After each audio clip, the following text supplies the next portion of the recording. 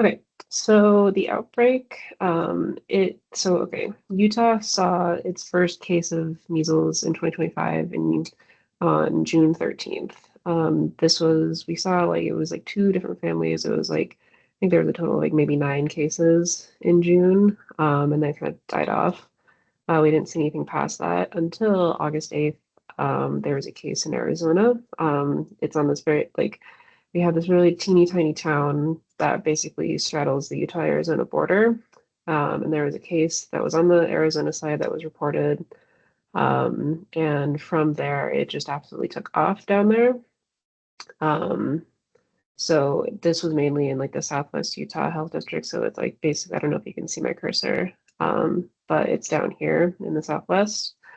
Um, So as of today, Utah has 715 cases. 197 of those happened in 2025, and then 518 occurred in 2026. So we had a much larger outbreak happen this year than we did last year. Arizona, it's a little bit flipped. Most of the cases happened in 2025, and then they've had 128 in 2026 to make a total of 344. Um, they, like us right now, kind of seem to be there's kind of just like a trickle of cases coming in every so often. Nothing super big is happening currently. Okay, so where do you even start trying to apply genomic data to an outbreak like this? So you've like there's some challenges you run into kind of immediately. The first thing is, and I think this happens in a lot of health departments, the genomic data and the epidemiological data are not together. They're stored in completely different databases, and they do not talk to each other. Um, so you basically need somebody who has access to both those, at least free access to both of those systems to be able to join those together.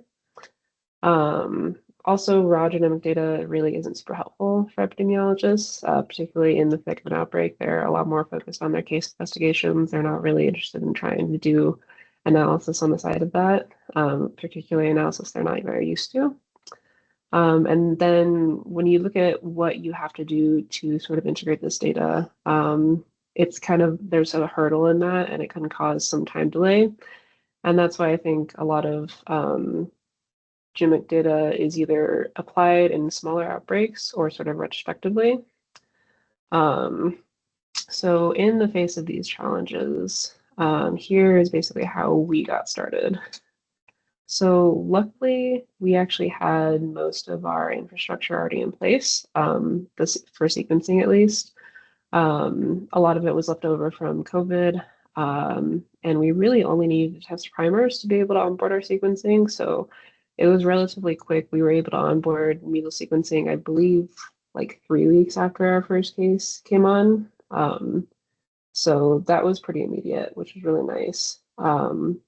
Also, our bioinformatics pipeline was really easily adaptable. Our bioinformatician Erin Young had written the secret pipeline, and we were using it a lot for stuff like mpox, but it was pretty easily adapted to analyze needle sequences. Um, and we have a really good genomic epi team here. It's me and another genomic epi. She's a lot more on the epi side. I'm more on the lab side. So we have a really nice like kind of crosstalk there happening. And we also had for other things like group-based strep, had already been talking to our vaccine preventable disease epidemiologist a lot. So they knew who we were, they knew kind of what we could do. So they were already familiar with what kind of integration we could do for them. And as a result of this, we were able to develop an our Shiny dashboard to share internally. There was a little bit of, barriers to getting that securely on our server, but again, luckily we had already kind of done the rounds with our Enterix internal dashboard.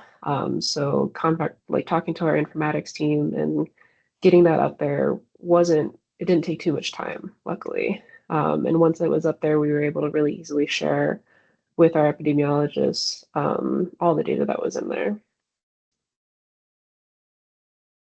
Right.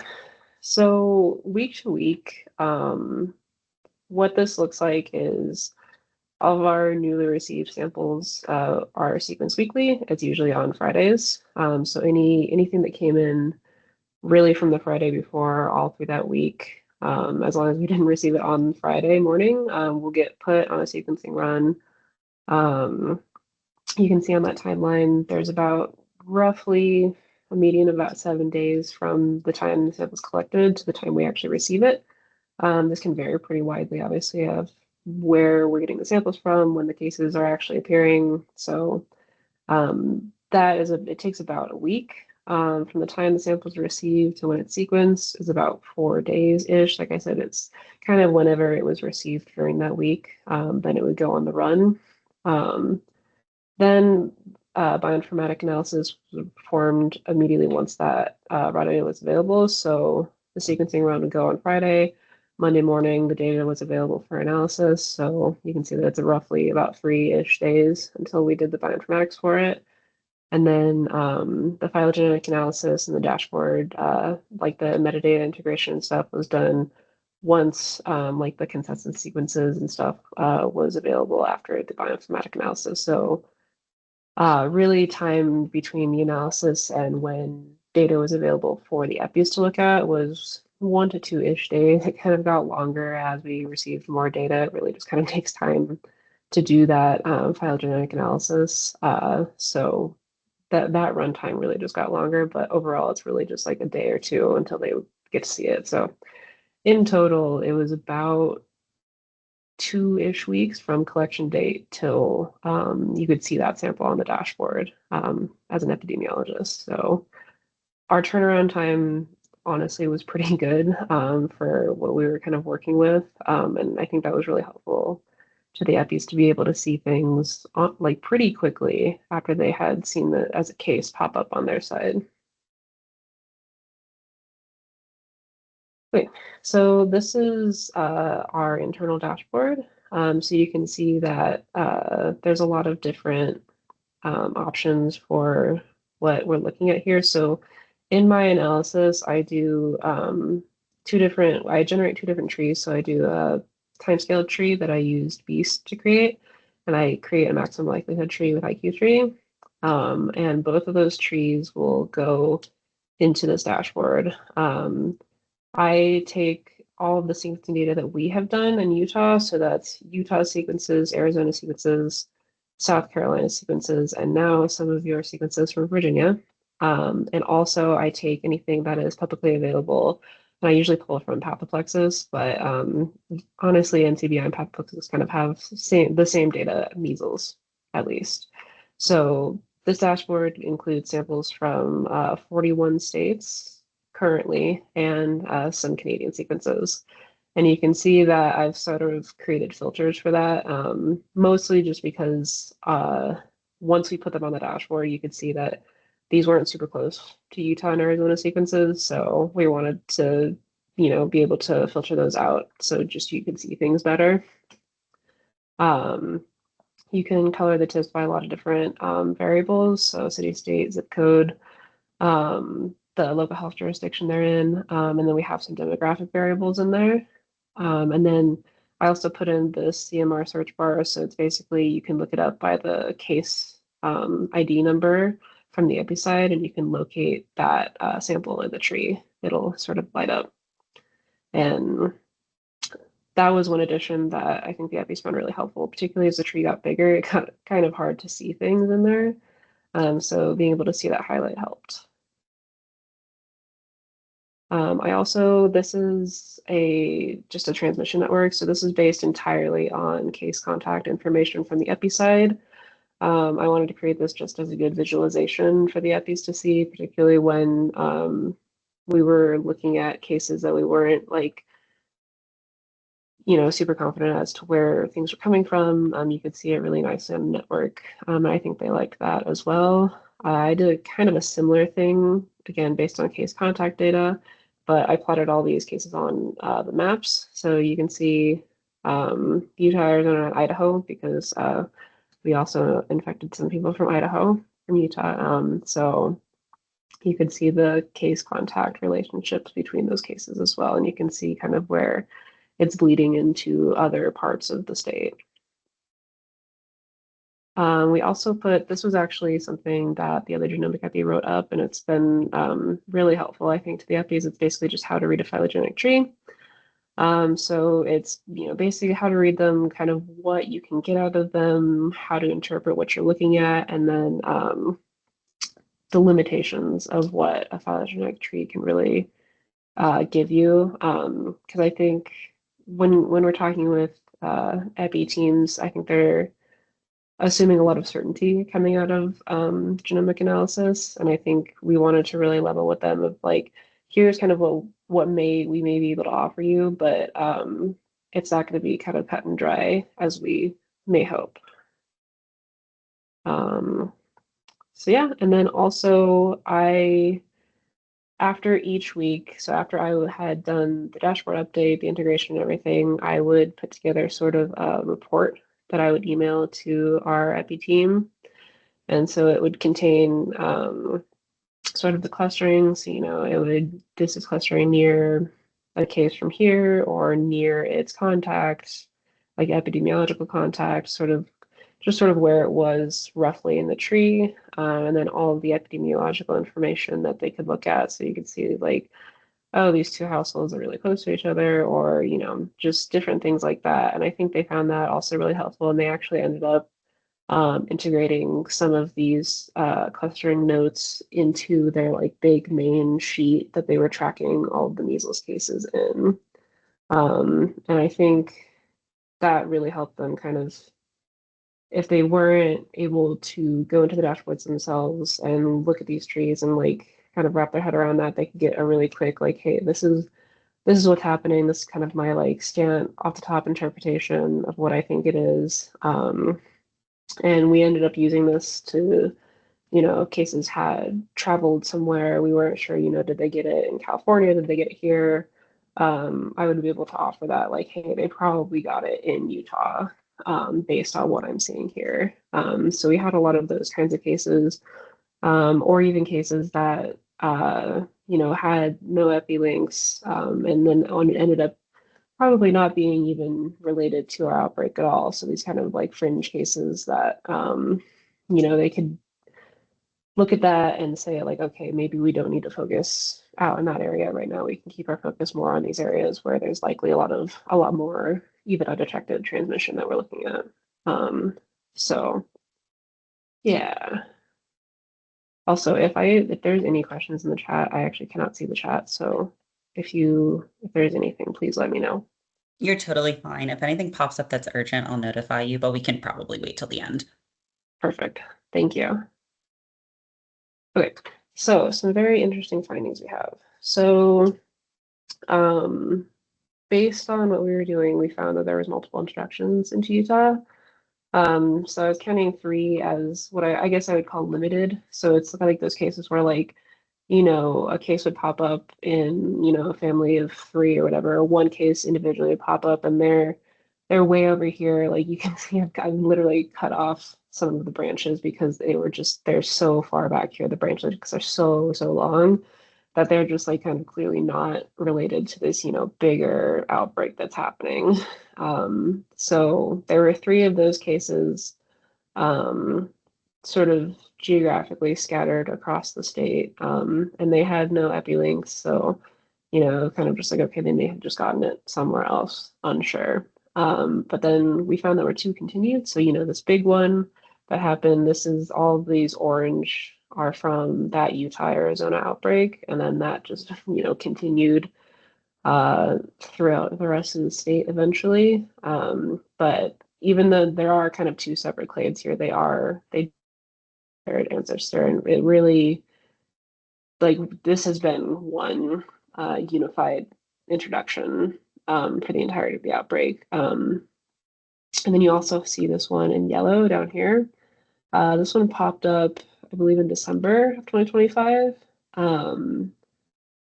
It was, a few Utah cases that was in a school up in northern Utah, and then some cases from Arizona, weirdly enough. So not even geographically close to each other. But, I think it contained, like 25-ish cases out of that introduction. And it kind of just died off in March of this year. So a little bit unsure as to where that came from, but a different introduction than the rest of the outbreak, nonetheless. As I mentioned before, it did kind of slowly creep its way throughout the state after it was initially declared down in Southwest Utah. And as I also mentioned before, there's kind of two distinct clades that emerged out of that introduction. This one up top here, you can see is mostly Southwest Utah. There are some other LHGs kind of peppered in here, particularly some sort of in like the Utah County, like mid Utah area. But it's mostly Southwest Utah, and you can see that it also this is on a time scale, so it's been continuing since the very beginning. So this clade continues to live on, but this one is also really interesting because as as transmission continued throughout the rest of the state, as it really exploded in every single local health jurisdiction in Utah, a lot of those cases actually popped up in this clade. So you can see a lot came up at a very similar time, and they kind of popped up everywhere. So I think that's where that distinction in those two clades comes, is just sort of where these exposures were happening. So yeah. Okay. This, I think, is our most salient example of how genomic epi really helped us understand what was happening. So this is essentially this phylogenetic tree is a bit of a zoom in of this big multicolored clade down here. So what happened is in February of this year, there was a state championship wrestling tournament. It was at Utah Valley University, so that's where this little star is.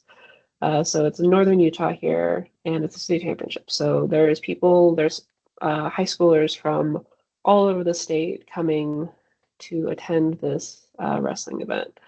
So you could see once we were getting those cases back that they are everything in this clade here is popping up from all over the state. So it's like, okay, well, you can see that that event was really a catalyst for statewide transmission at that point. So that's already, finding one. This clearly took off. This is the reason it took off in the rest of the state. But what you end up seeing is that, we have household contacts of these attendees who didn't actually attend the event themselves, but are also popping up in right next to everybody else in this part of the tree. So you can see them. It's a little bit hard to see, but they're purple right here. So didn't attend the event or just household contacts. Okay, makes sense. That most household contacts were, clustering next to each other in the tree. But then you see a school outbreak pop up. So this is at Uinta High School. This is out in the central region, Tri-County region over here. And obviously they're very geographically close to each other. It's all one high school. But you can see that even though there wasn't we didn't see a lot of, wrestlers coming specifically from Uinta High School, it clearly took off there. And it clearly likely took off from, multiple little seedings out in the school. And then you see a different event coming out. So this is a choir event that happened where we saw multiple cases come out of that. This is down in the central region. And they, by this time there's no epidemiological tie to this wrestling event. But based on the phylogenetic data, you can see that it does ultimately go back to that exposure at some point. So then you see, people popping up where they don't have an epi connection to any of these things. They don't go to Uinta High School.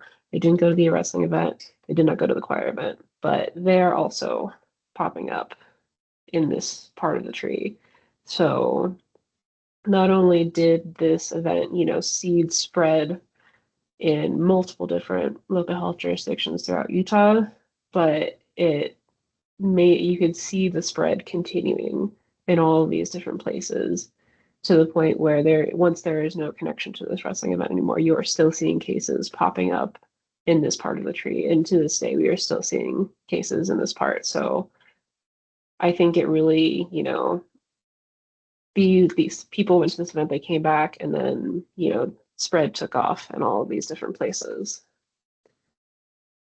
So yeah, I think that might be our best example of like also another reason where we wanted to be able, show the higher ups like, hey, like maybe we shouldn't have a giant indoor sporting event during the height of our measles outbreak because look what happens as time goes on. Even after the event, we're still seeing cases tied back to that.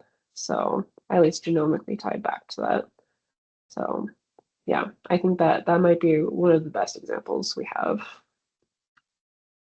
So yeah, overall, this was the first time we were able to utilize genomic data at this scale during an active outbreak. So we obviously we're integrating our genomic data all the time into real-time outbreaks, but they're usually on a much smaller scale, like thinking like enteric outbreaks. They're usually not like hundreds and hundreds of cases in this case.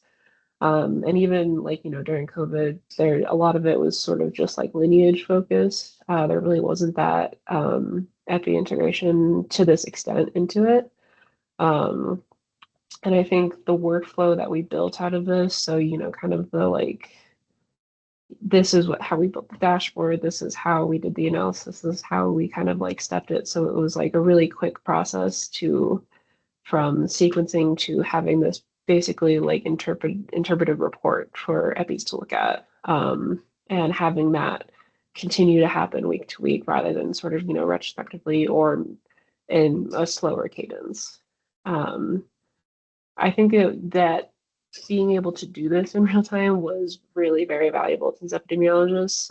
They really, at some point really did enjoy looking at kind of what we were doing, and seeing what was coming out of it. I think being able to see the information that they wouldn't be able to gather just from their case investigations and, helping them either rule in, rule out cases, just like being able to distinguish travel exposure, stuff like that, was really valuable. And it helped them really direct their energy towards different things that they felt like they needed to do. It also, it allowed our epidemiologists to help like, really learn how to interpret genomic data. They're looking at this every single week. They have this dashboard at their disposal. It's interactive. They can kind of move around in it and look at different things. And we did have check-ins, every month or so where we were going through like truly what these methods are and how they work and what this data really means for them. So I think this was a really cool learning experience for them as well, sort of learning what we do and how it can apply into their work. And I think, again, this also really set the stage for when this probably honestly inevitably happens again, where something else, something new comes, something comes back. Um, they know that we're also ready to hop in immediately and help them out with this. So I think even just them knowing that is incredibly valuable.